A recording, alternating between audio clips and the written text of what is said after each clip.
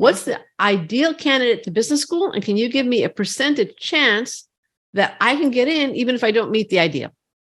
Okay. So I think the quick and simple, easy answer to both is there's not sort of an ideal, and I'll go into a bit more detail about that. And no, I can't give any likelihood, an exact number, percentage of your chances of your application being successful. So maybe if I break the questions down into two separate answers. So in terms of the profile, I think that there still exists I don't know if it's a rumor or a thought, but that in order to attend business school, you have to come from a certain background. And I hear it all the time talking to clients. They say you need to have worked in finance or consulting or have these sort of, big brand blue chip companies on your resume. And, there are these profiles in business school classrooms. And it's not to say that they don't add any value, but they're not all of the profiles. And I, don't think that schools want a homogenous grouping of students, nor do I think that students, applicants, candidates want to be in a classroom filled with people who look, sound just like themselves and have the same background and experience. And I know I don't have to say it, but I will because everyone knows it. But, these range of experiences, be it academic or professional or extracurricular, it all results in a range of perspectives and discussion and debate, hopefully interesting in the classroom. So that's all to say that there might not be an exact profile that schools are looking for, but there are what I would consider, I guess, common attributes that they want to see in applicants. So there are things like passion. There are things like leadership potential, commitment, drive. A lot of talk about EQ and IQ and AQ skills. These are all the attributes that make not only successful students, but eventually make successful employees as well, right? Those when they go off into the working world after completing their MBA or Master's in Management, Master's in Finance, whatever it is. So I would say that there are more common qualities that schools are looking for, but there's not, kind of a mold, like a cookie cutter mold that applicants need to come from.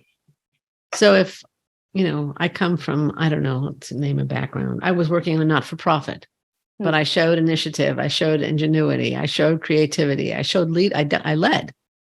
Yeah, absolutely. And I think interesting you say nonprofit. I think a lot of times that sort of pops up as, oh, I fall into this sort of quote unquote non-traditional category. And I continue to use these air quotes to talk about non-traditional, which I think is a little bit silly now because I don't even know that it's as relevant anymore. There are, I suppose, those who might come from what would be considered non-traditional, but these students are making up a much bigger proportion of the classroom. And, admissions committee members, they love to see an applicant coming from nonprofit, a different background and in front of the desk. I used to love it when I would see people coming from, again, different backgrounds, different journeys, because it's those journeys that make the classroom experience unique. And I think anyone would say, maybe not academics, but, you learn as much from your peers as you do from faculty. And, the schools are very aware of that. So they want to make sure that peer-to-peer learning is happening. And you do want to learn from these, interesting, people coming from different backgrounds. Absolutely. I volunteered for several years for Forte, and they would let me, I guess, moderate a certain table. And the tables had different definitions. I always took the non-traditional, quote unquote, in air quotes, non-traditional table. I loved it because they tell me how they're non-traditional. And I'd say, that's great. First of all, you're not so non-traditional. Second of all, that's the background they love. So absolutely. And even within, consulting or finance, those are so broad as terms. They're incredibly broad. And, I've seen people in backgrounds in, really interesting things within finance, but they're doing like risk management or fintech or consulting. They're doing sort of in-house strategy for an interesting sector. So, even within those quote unquote traditional business spheres, there's a lot of variation that you see and they're interested in that as well. Absolutely. And can you just touch on that whole percentage question that was the second part of the question I raised? Yeah, absolutely. And it's a question that I get a lot. And I'm sure that, all of my colleagues here at Accepted do as well. And what I would say is that we can always give a recommendation as to whether we think a candidate stands a chance at a particular school. And we can acknowledge they have a good profile or there's some interesting things about their profile. But whether or not they're admitted, it really depends on the whole application and not just what we see on that one-page resume or CV. And I don't think that it's possible to give that percentage, that really exact estimate, without going deeper.